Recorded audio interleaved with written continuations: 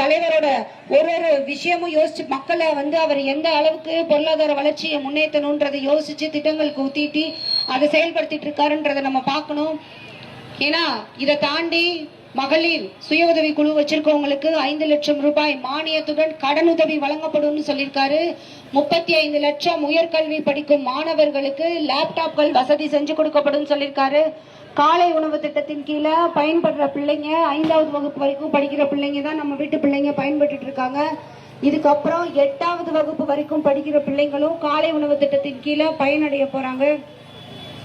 அதே மாதிரி 8000 ரூபாய் மதிப்புள்ள கூப்பன் கொடுக்க போறாரு. அந்த கூப்பனை பயன்படுத்தி மின்சாதன பொருட்கள் என்னவா வேணா இருக்கட்டும், ஃபேனா இருக்கட்டும், மிக்சியா இருக்கட்டும், கிரைண்டரா இருக்கட்டும், ஃப்ரிட்ஜா இருக்கட்டும், உங்களுக்கு என்ன பொருள் தேவையோ உங்களுக்கு பிடிச்ச பொருளை பிடிச்ச கடையில பிடிச்ச பிராண்ட்ல உங்களுக்கு எப்ப தேவைப்படுதோ அந்த பொருளை நீங்களே போய் பார்த்து வாங்கிக்கலாம். ஏன்னா எப்பவுமே அது தலைவர் ஞாபகமா நம்ம வீட்டிலே இருக்கும்.